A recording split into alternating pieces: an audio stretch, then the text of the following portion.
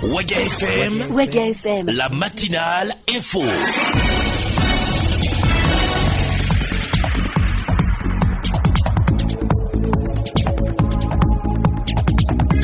Bonjour à toutes et à tous, bienvenue au journal sur Ouaga FM, la une.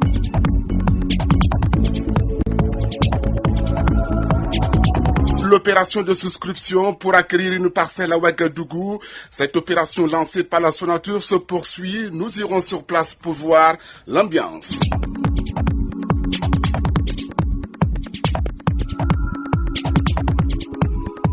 Mobiliser la presse pour une communication efficiente sur la dengue au Burkina Faso, c'est l'objectif d'une conférence de presse animée hier ici à Ouagadougou par le ministère de la Santé.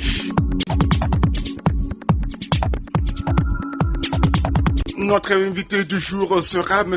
Emmanuel Sawadugo. Il est médecin généraliste. Il viendra nous parler de la maladie de la dengue. Restez bien à l'écoute de Ouaga FM. Une fois de plus, bonjour et bienvenue.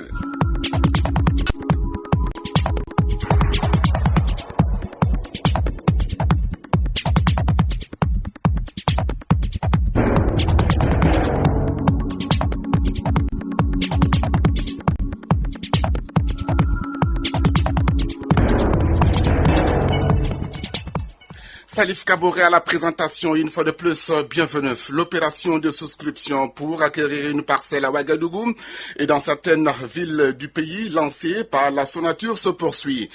Certaines personnes à l'intérieur ou aux alentours de la Société nationale d'aménagement des terrains urbains se bousculent. Notre reporter Franck Aristide Jefa était sur place et voici son constat. Aller contre vents et marées et arriver au bout du tunnel, c'est cette caricature que font ces souscripteurs à cette opération pour acquérir une parcelle. Ces derniers veillent pendant des heures et des heures malgré les intempéries. Bilgo Jean-François, je suis là depuis 5 heures. C'est très fatigant mais j'ai remarqué qu'aujourd'hui ça avance un peu parce que hier on a eu les échos que vraiment c'était très lent. On espère que d'ici là on pourra déposer. C'est une occasion de se faire une parcelle à Ouagadougou. La chance va nous sourire. Koulibaly Constantin. C'est là, franchement, je suis un peu découragé parce que depuis hier, je suis venu, j'ai vu un rang kilométrique. Je me disais qu'on devait prendre des mesures pour prévenir en tout cas ce long rang-là. Aujourd'hui, en tout cas, ça va. On a vu que ça avance un peu bien, mais bon, c'est devant. On sent quand même des concentrations devant. Je suis pessimiste. Vu le nombre de ceux qui veulent postuler, j'espère que la chance ira de mon côté. Je suis là depuis 4 heures du matin. Je n'ai pas encore ça doit firmer. Ça avance par à coup. On est là, on est confiant parce que depuis 5 heures du matin, on était quand même loin dans le rang. Ça avance un peu bien. Bon, on a espoir quand même de pouvoir déposer aujourd'hui pour essayer de voir dans quelle mesure on pourra voir le bout du tunnel. Certains ont déjà effectué les souscriptions, tickets en main, et espèrent être tirés au sort. Comme Moas Drabo. Je suis heureux, mais on a été ici, ça a duré. Avant-hier, on était là. Troisième jour, on est là. Hier, on avait pour avoir un peu le rang. Et puis, on est venu pour pouvoir déposer. Il n'y a même pas à manger. On a cherché à manger, il n'y a même pas. On a fait que boire des jus d'orange, bananes. Vous voyez, c'est pas nourrissant en tout cas. Nous sommes contents, mais ça, c'est comme c'est la loterie. On n'est pas si qu'on aura. Donc, on prie Dieu d'avoir les parcelles. Mais à côté de ces personnes, d'autres par contre réalisent de bonnes affaires, comme les parkers aux alentours de la Sonatur. Sommet Olivier, parker de la Sonatur. Très grande différence et vous-même vous pouvez lire la joie sur mon visage, puisque habituellement quand on sort, on ne gagne pas. Hier, par exemple, j'ai fait un chiffre d'affaires avec mon équipe d'environ 40 000. Pourtant, les autres jours, je vous dirais que la semaine surpassée, je suis rentré avec 600 francs. Pour moi, je veux que ça continue. Je suis très content. Si ça continue comme ça, je pourrais payer un nouveau vélo panier. D'ici vendredi, là, ça va rentrer. J'ai commencé le travail à 3h30, la nuit de dimanche à lundi. Mais hier, on a dormi carrément ici parce que le rang a commencé hier à partir de 17h. Dès la fermeture, il y a un nouveau rang qui a pris le relais et le rang est resté donc. Quand ça fait là, ça tout fait bien. Nous aussi, on a gagné un peu, ça n'a qu'à continuer. Depuis une nuit qu'on est ici. Soulignons que, malgré les difficultés rencontrées par ces différentes personnes, avoir un taux passe nécessairement par l'obtention d'une parcelle, mais est surtout nécessaire. Merci beaucoup Franck Aristide Jefa. Mobiliser la presse pour une communication efficiente sur la dengue, c'est l'objectif de la conférence de presse animée hier matin ici à Ouagadougou par le ministère de la Santé. Il en ressort un état des lieux, des perspectives contre la maladie, des informations sur le moustique de la dengue, etc. Voyons ce compte rendu que nous propose Aboubacar Kebré. Un secret pour personne, la maladie dengue est une réalité au Burkina Faso. Ainsi, communiquer sur la maladie afin de dissiper la psychose générale, c'est ce qui a animé les autorités en charge de la santé à travers cette conférence de presse qui s'est tenue ce mardi 8 novembre 2016 à Ouagadougou. Écoutons le ministre de la Santé, Soumaïla Ouedraogo. Vous, la presse, vous êtes des acteurs importants parce que vous êtes les vecteurs de l'information et nous pensons que cette fois, et comme de par le passé, ça sera l'information juste qui nous permettra à tous donc d'être prévenus par rapport à cette affection donc, qui touche nos compatriotes. Le ministre est donc revenu sur la situation de la notification de la dengue, de ce qu'elle est, les caractéristiques du moustique de la dengue, les signes de la maladie, sa guérison, les moyens de lutte contre ce mal et les solutions urgentes. Le ministre de la Santé, Soumaïla Ouedraogo. En termes de notification, à la date du 6 novembre 2016, le service de la surveillance épidémiologique du ministère de la Santé a pu colliger 938 cas probables de dengue, dont 13 décès. Il y a des cas suspects dans des endroits comme Dori, Bobo, Kongossi, Oromo. La dengue, c'est une maladie causée par un virus et qui est transmise à l'homme par un moustique. Il pique surtout pendant le jour. Il se reproduit dans les eaux stagnantes contenues dans les récipients. Il s'agit essentiellement des canaries d'eau non couverts, des pneus, des gorgerets d'eau, des boîtes diverses qui peuvent contenir l'eau. Alors, il y a aussi les abreuvoirs des animaux et les poubelles des pots de fleurs. Informés, les journalistes le sont à présent afin de passer le message à la population. Une bonne nouvelle, la maladie est selon le ministre dite bénigne, c'est-à-dire pas très grave et ne cause la mort qu'aux patients qui ne suivent pas un certain nombre de recommandations. Merci Aboubakar Kepri. À suivre en toute fin d'édition, notre invité du jour sera Emmanuel Sawadogo. Il viendra justement nous parler de la maladie de la dengue. Il est 7h07 à Ouagadougou.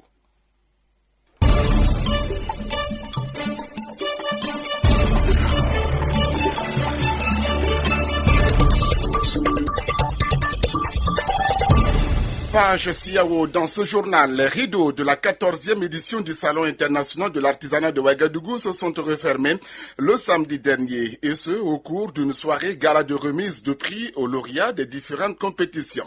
Ce salon a réuni 744 journalistes et plusieurs visiteurs et acheteurs professionnels. Le retour sur cette cérémonie de clôture avec Rosalie Konkobo, et c'est dans un commentaire de Estelle Gebré.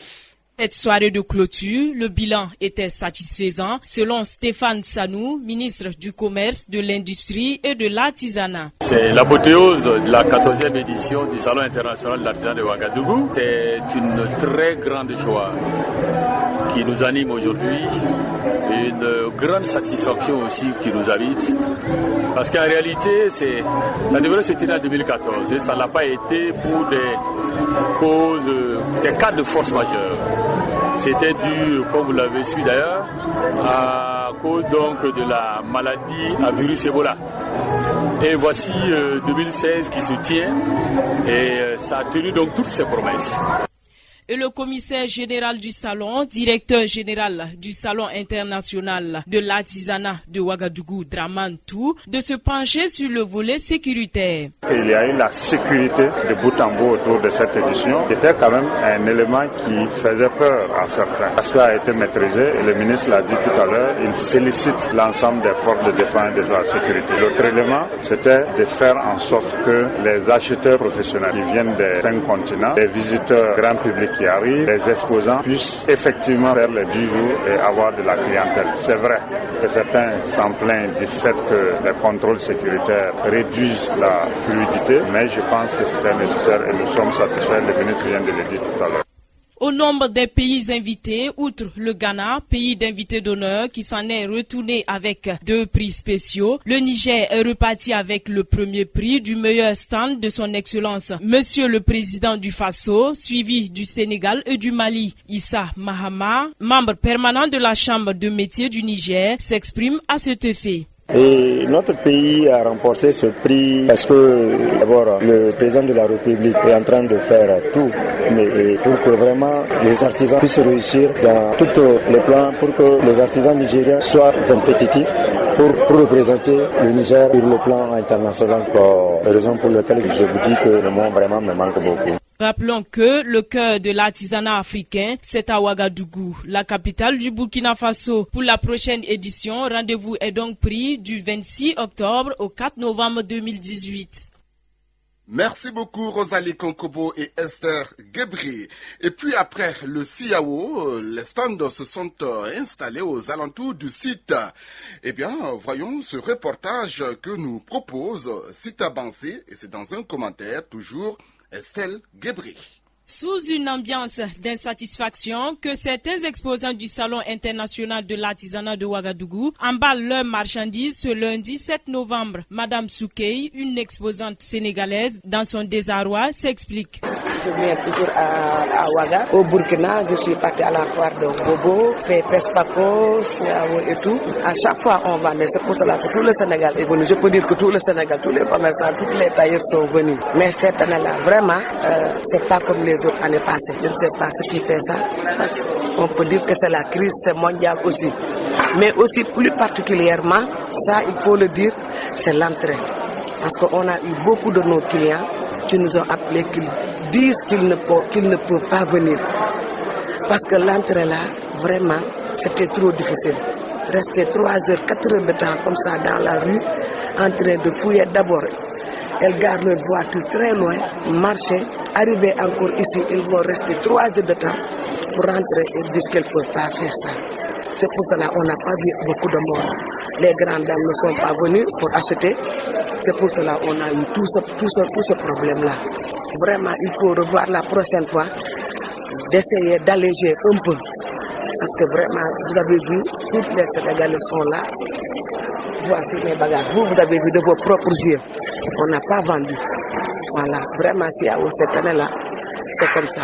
Mais Dieu est grand. Malgré la fatigue qui s'affichait sur les mines des participants, d'autres participants comme Sawadgo Nogbila Aziz se réjouissent du bon déroulement de cette biennale. Je suis propriétaire d'une stand vente de boissons et de brochettes.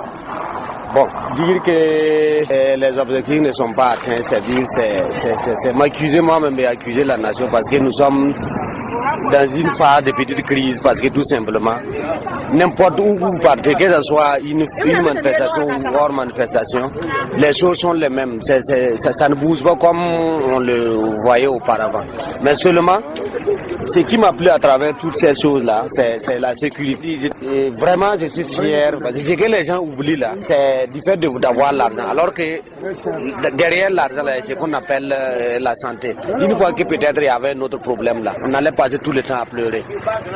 C'est ce qui vraiment m'a plu en tout cas. Officiellement, la 14e édition a fermé ses portes et c'est aux abords de la voie que les exposants espèrent récupérer un peu de leurs investissements tout en souhaitant que la prochaine édition, qui se tiendra du 26 octobre au 4 novembre 2018, se déroulera sous de meilleures conditions. Merci beaucoup à vous. Les responsables du bureau burkinabé du droit d'auteur BBDA étaient face à la presse le jeudi dernier. Objectif, expliquer aux journalistes les projets en cours du BBDA. Suivons ce reportage de Aboubakar Kebri et de Rosalie Konkobo. C'est dans la salle de réunion du bureau burkinabé des droits d'auteur BBDA que les organisateurs se sont entretenus avec la presse. Monsieur Moïse Kouhoun, secrétaire général du BBDA, nous donne plus de détails sur les 2 premiers points de l'ordre du jour. Le fonds de promotion culturelle est un fonds destiné à promouvoir la culture. Il a été créé par le texte réglementant le fonctionnement du BBDA et vise à soutenir les artistes qui détiennent des projets culturels, mais qui manquent de moyens financiers ou techniques pour les réaliser. Donc pour la présente session, c'est une subvention qui sera accordée aux bénéficiaires qui devront toutefois contribuer à 1/3 de la réalisation de leurs projets. Ce fonds vise les objectifs suivants: contribuer à la dynamisation des activités de création des artistes membres du BBDA, soutenir la promotion du répertoire des œuvres artistiques, rendre meilleure l'exploitation des œuvres de l'esprit. C'est-à-dire le fonds de promotion est ouvert à tous les artistes membres du BBDA des catégories de la musique, de la littérature, de la chorégraphie, des arts graphiques et plastiques, de l'art dramatique et de l'audiovisuel. Et pour bénéficier du fonds de promotion culturelle, il faut prendre part à projet culturel pour financement par le fonds de promotion culturelle. Il a s'agi pour M. Assonwen Yen, président du Fonds de promotion culturelle, d'expliquer le processus de sélection des projets culturels. Après avoir constaté et vérifié le nombre de dossiers de candidatures reçus, le comité a pris connaissance à titre de rappel des textes réglementant le Fonds de promotion culturelle et adopté des directives ainsi que la méthode de travail. Au nombre des directives, le comité a adopté les points suivants. 1. L'examen des dossiers se fera sur la base des clauses du règlement intérieur du Fonds de promotion culturelle. 2. L'examen des dossiers se fera suivant les catégories et en fonction des critères spécifiques communiqués aux candidats sur les fiches de renseignement. 3. Les dossiers seront examinés en plénière et chaque membre devra donner son avis objectif sur chaque cas. 4. Les dossiers seront regroupés et examinés par catégorie artistique et par nature de projet afin d'en faciliter le dépouillement. 5. Les dossiers incomplets ou non conformes sont d'office écartés. Les résultats ont pu être enregistrés. Au cours de ce point de presse, le BBDA a déploré et démenti des propos diffamatoires à son encontre par le syndicat national des artistes musiciens burkinabés Sinamur sur les réseaux sociaux. M. Ousmane Savadgo, chargé de communication du BBDA, s'exprime à cet effet. Chargé notamment de la déclaration du Sinamur, on voulait quand même profiter de l'occasion de donner l'information juste et réelle aux hommes de médias, au public. Le Sinamur, le syndicat des musiciens, a fait une déclaration le 31 octobre. Dans cette déclaration, le syndicat dénonce une gestion catastrophique au niveau du bureau burkinabé du droit d'auteur. Il dit que le BBDA réalise non pas dans la démocratie les mêmes conseils d'administration et que le BBDA a tenu le 26 octobre une assemblée générale. Les résultats sont tombés et une lecture minutieuse par catégorie a été faite. Ces projets, il faut le signaler, seront financés à hauteur de 75%. Merci à vous.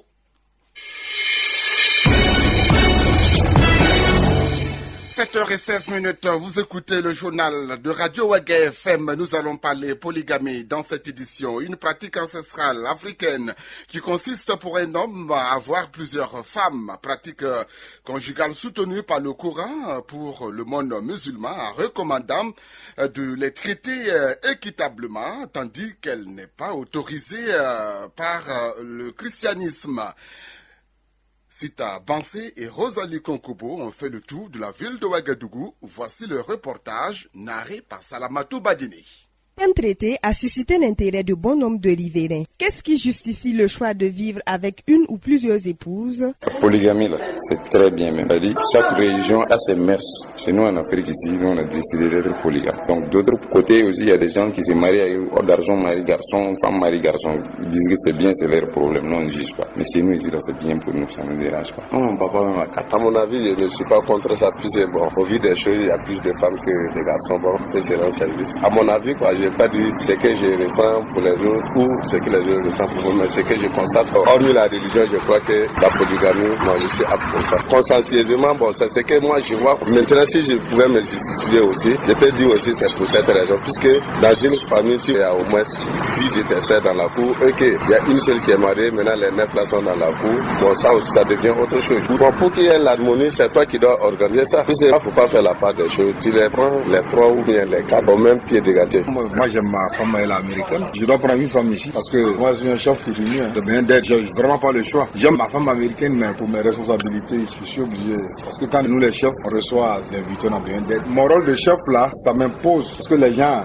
quand ils viennent vous voir, là, ils ont besoin de voir une femme de leur tribu qui s'est sentie à l'aise. Les positions de chacun sont en général fonction des circonstances et des situations. Pour certains, avec la polygamie, le mariage devient une hypocrisie caractérisée. Prendre plus d'une femme, c'est d'autres formes de problèmes sociaux qui se présentent à gérer dans le foyer. Donc pour ces 3 raisons, on ne voit pas train de prendre une deuxième femme. C'est le problème sur la polygamie. Premièrement, c'est les charges de la famille qui augmentent. Deuxièmement, c'est des conflits sociaux qui peuvent naître. C'est pas du tout très intéressant à vivre. Moi, en tout cas, je ne suis pas d'accord.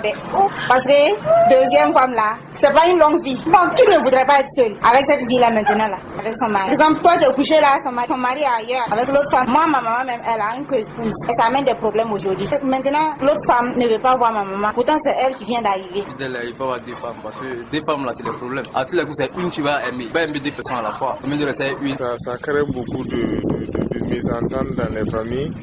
Et surtout au cas où le chef de famille part comme ça pour genre la distribution des biens par rapport à l'héritage, un truc comme ça crée beaucoup de problèmes. Et puis ça rend les enfants aussi malheureux. Moi je pense que c'est pas possible d'aimer deux personnes de la même manière. Je suis pas prête pour la polygamie en fait. J'ai vécu dans une famille polygame. Ça, si le monsieur n'est pas correct, les femmes ne peuvent pas s'entendre. La polygamie peut être digeste pour certains si elle est vécue avec un bol d'amour et un panier de générosité. Par contre, pour d'autres, difficile de faire face à un tel mode de vie. C'est un reportage de Sita Bansé et de Rosalie Konkobo.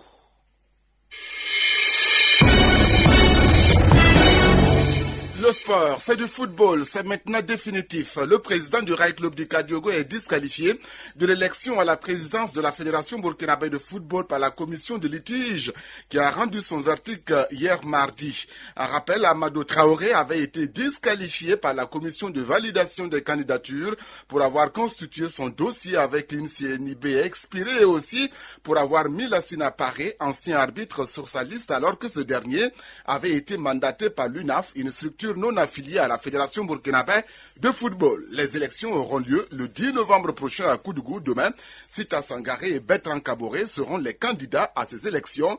Une élection à suivre sur les antennes de Waga FM.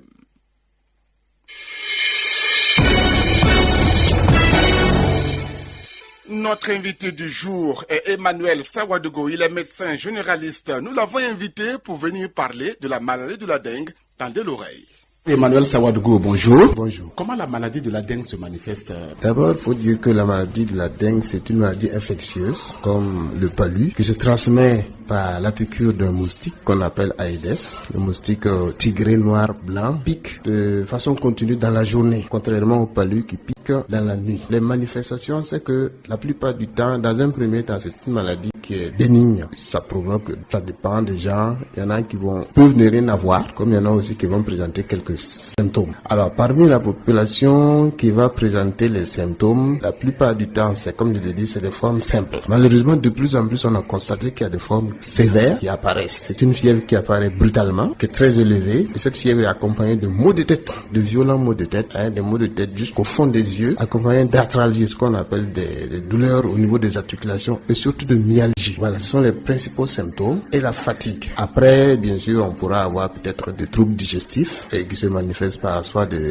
nausées, soit des vomissements, un manque d'appétit. C'est essentiellement ces symptômes. Seulement, alors comme je l'ai dit, ça c'est les formes assez simples. Les formes compliquées peuvent se compliquer. Ce sont les saignements qui vont apparaître au niveau des gencives. On peut saigner par le nez, parfois même vomir du sang. Et dans les formes graves même, on peut trouver du sang dans les selles. Ça c'est vraiment dans les formes graves. Quand c'est le sang trop coulé, on peut en retrouver dans les selles. Donc c'est essentiellement ça. Et puis accompagné de troubles neurologiques, c'est-à-dire on est un peu léthargique jusqu'à perdre la conscience, qu'on appelle vulgairement le coma. Donc ça c'est vraiment les formes graves qui n'arrivent pas souvent, mais bon, si elles sont là, elles font la gravité de la maladie. Pour une personne qui présente déjà les symptômes, comment s'y prendre? Oui, bon, alors il y a ce qu'on appelle le panier de la grand-mère ou le panier de la ménagère, mais c'est surtout le panier de la grand-mère, c'est-à-dire que quand on a la fièvre, on doit surtout avoir des médicaments comme le paracétamol à domicile. Pour commencer, on peut prendre et puis voir comment ça évolue au bout de 4 heures, 5 heures, 6 heures. Quand on voit que ça se répète, oui, là ça pose problème. Il faut se rendre rapidement dans une formation sanitaire la plus proche pour avoir de plus amples informations.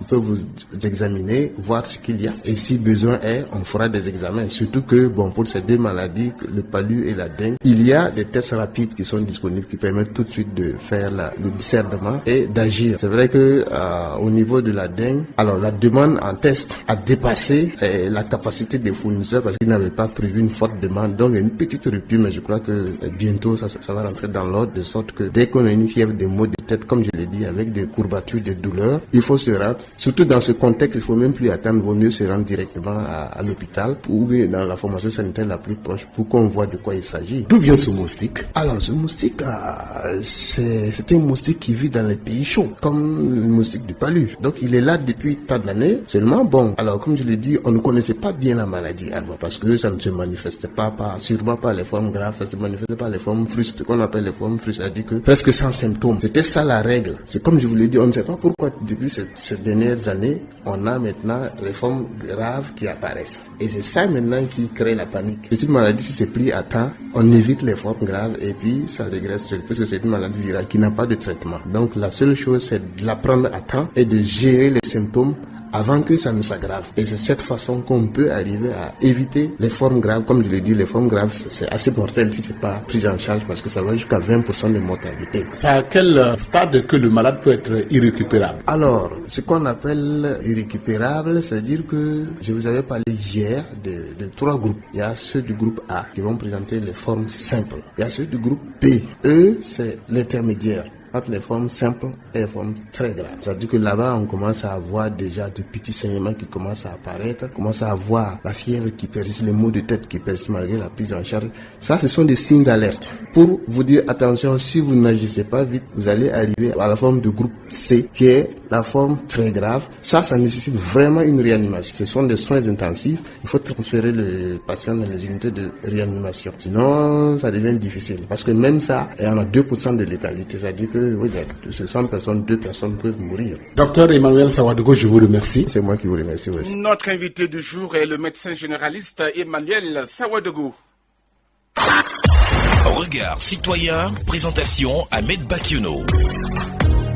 Et aujourd'hui, Ahmed Bakiono a décidé de nous parler, le Burkina Faso, champion en tolérance religieuse. Le Burkina, champion en tolérance religieuse, patauge dans l'intolérance politique. D'emblée, je dirais que c'est une bonne chose que les pays des hommes intègres se soient distingués en matière de tolérance religieuse. Il faudra s'en féliciter et en tirer une légitime fierté. C'est du reste normal, puisque dans une même famille ici au Faso, on peut trouver des catholiques, des musulmans, des protestants et des animistes.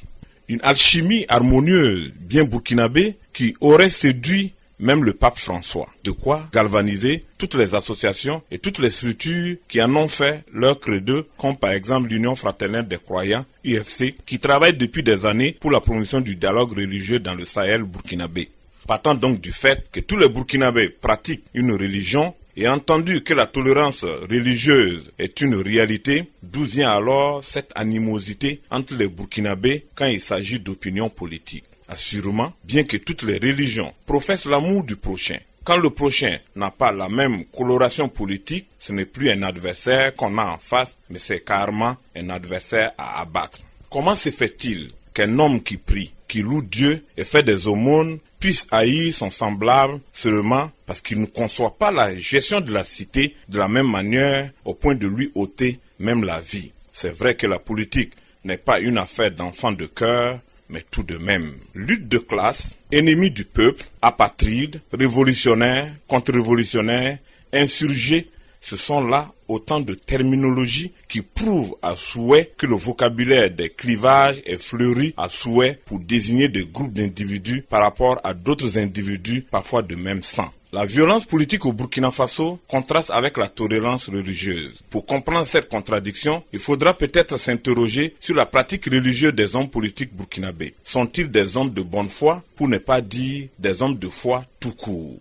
La tolérance religieuse ne doit pas, à mon avis, se limiter seulement à la tolérance de la pratique religieuse. Elle doit être aussi porteuse des valeurs de la religion et la mise en œuvre des enseignements de la religion dans tous les domaines, à commencer par les rapports humains. On ne peut pas remplir les églises et les mosquées à longueur de dimanche et de vendredi et ne pas trouver dans son cœur une petite place pour l'amour de son prochain qui n'est pas du même bord politique que soi. C'est donc désormais le challenge pour le pays des hommes intègres qui a réussi à éloigner le spectre des guerres de religion. S'il relevait le pari de la tolérance politique, le Burkina ne s'emporterait que mieux. Terminer les discours par des formules du genre « que Dieu bénisse le Burkina Faso » ou implorer Dieu pour qu'il préserve la paix dans le pays, tout cela sera nul et sans effet si les Burkinabés ne s'investissent pas en actes pour l'avènement de la paix. Même l'adage populaire dit « aide-toi et le ciel t'aidera ».